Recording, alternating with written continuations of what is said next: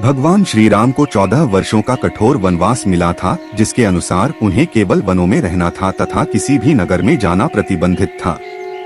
श्री राम ने अपने वचन का भली भांति पालन किया तथा 14 वर्षों तक अपनी पत्नी सीता तथा भाई लक्ष्मण के साथ वनवासियों की भांति जीवन व्यतीत किया। इस दौरान वे भारत के उत्तरी तट से लेकर दक्षिणी तट तक गए। इसलिए आज हम भगवान श्री राम के वनवास का मार्ग तथा इस दौरान वे कहाँ रुके और क्या क्या कार्य किए, इसके बारे में विस्तार से जानेंगे। भगवान श्री राम के वनवास का मार्ग। एक तमसा नदी के तट पर। सबसे पहले अयोध्या से विदा लेने के पश्चात भगवान राम रथ में बैठकर आर्य सुमंत के साथ तमसा नदी के तट तक पहुँचे। वहां तक अयोध्या की प्रजा भी उनके साथ आई, जो उन्हें अकेले जाने देने को लेकर तैयार नहीं थी तथा उनके साथ चलने की जिद लिए बैठी थी। इसलिए उस रात श्री राम ने अपना डेरा तमसा नदी के तट पर ही डाला तथा सूर्योदय से पहले अयोध्या की प्रजा को बिना जगाए सीता, लक्ष्मण तथा सुमंत के साथ कौशल देश की नगरी से बाहर निकल गए। इसके पश्चात वे अपने मित्र निषादराज गुह की नगरी श्रृंगवेरपुर के पास के वनों में पहुँचे तथा वही एक दिन के लिए विश्राम किया। उनके मित्र गुह ने उनका बहुत आदर सत्कार किया। अगले दिन उन्होंने सुमंत को रथ लेकर अयोध्या लौट जाने का आदेश दिया तथा वहां से आगे पैदल ही यात्रा करने का निर्णय किया।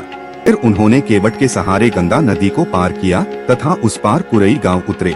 गंगा पार करके श्री राम माता सीता, लक्ष्मण तथा निषादराज गुह के साथ प्रयाग चले गए।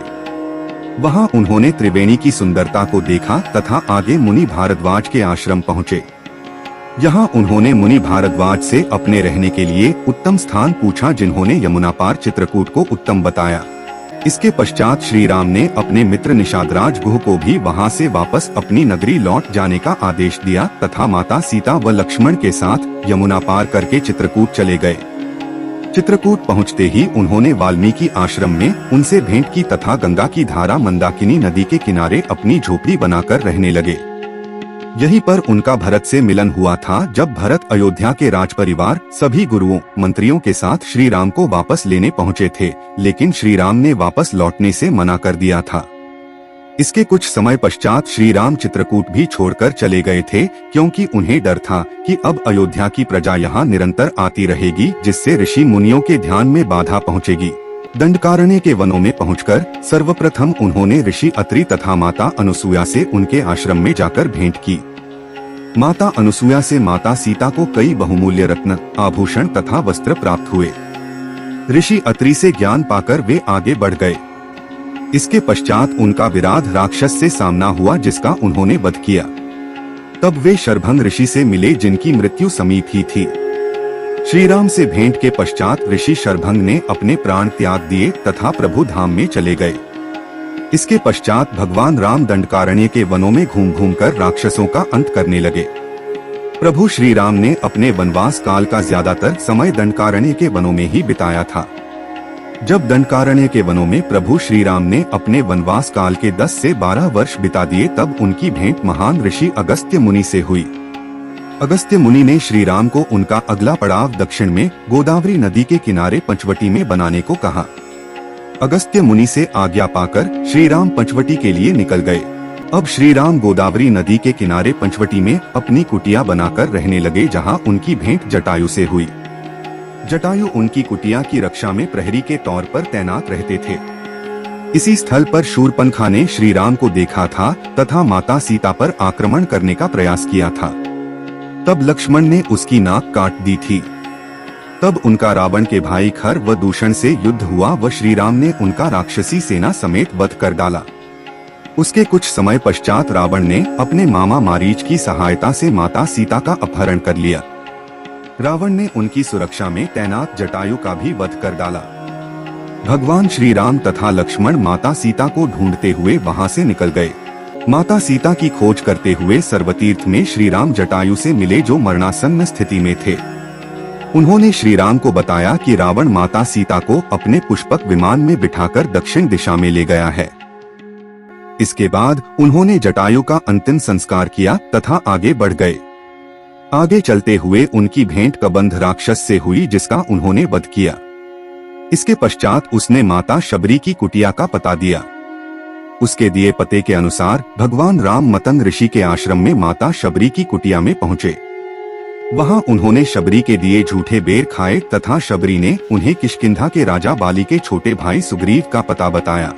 माता शबरी से सुग्रीव का पता पाकर भगवान श्री राम अपने भाई लक्ष्मण के साथ ऋषमुख पर्वत पहुँचे, जहां उनकी भेंट हनुमान, सुग्रीव, जाम्बवंत तथा उनके साथियों से हुई।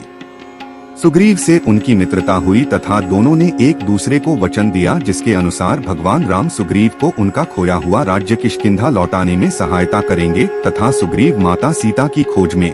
जब भगवान श्री राम ने बाली का वध कर दिया तथा सुग्रीव को किष्किंधा का नया राजा नियुक्त कर दिया, तब सुग्रीव ने माता सीता की खोज शुरू करने के लिए श्री राम से आज्ञा मांगी, लेकिन श्री राम ने मना कर दिया क्योंकि उस समय तक वर्षा ऋतु शुरू हो चुकी थी, जिसमें नदी नाले उफान में होते हैं। इसलिए श्री राम ने माता सीता की खोज 4 मास के पश्चात शुरू करना उचित बताया। इन 4 मास श्री राम ने किष्किंधा के निकट प्रसवन गिरी पर्वत पर लक्ष्मण के साथ निवास किया। 4 मास के पश्चात जब माता सीता की खोज आरंभ हुई, तब हनुमान ने लंका में उन्हें ढूंढ निकाला। श्री राम को इसकी सूचना दी गई तथा वे संपूर्ण वानर सेना के साथ रामेश्वरम में पहुंच गए। इस स्थल का नाम भी उन्होंने स्वयं दिया क्योंकि यहाँ उन्होंने शिवलिंग की स्थापना की थी, जिसे उन्होंने राम का ईश्वर बताया। इसलिए इस स्थल का नाम रामेश्वरम पड़ा। वहां से उन्होंने वानर सेना की सहायता से समुद्र पर 100 योजन का पुल बनाया, जो भारत के धनुषकोडी से शुरू होकर श्रीलंका के मन्नार द्वीप को जोड़ता था। इसके पश्चात इस राम सेतु की सहायता से भगवान श्री राम वानर सेना के साथ लंका चले गए। रावण का महल लंका के बीच में स्थित था तथा ये गुफाएं वहां से लगभग 90 किलोमीटर दूर थी। लंका पहुंचकर श्री राम ने अपना डेरा यही डाला था तथा रावण के साथ भीषण युद्ध किया था। अंत में उन्होंने रावण के सभी भाई बंधुओं, योद्धाओं, सेनापतियों समेत उसका विनाश कर दिया था तथा माता सीता को उसके चंगुल से मुक्त करवा लिया था।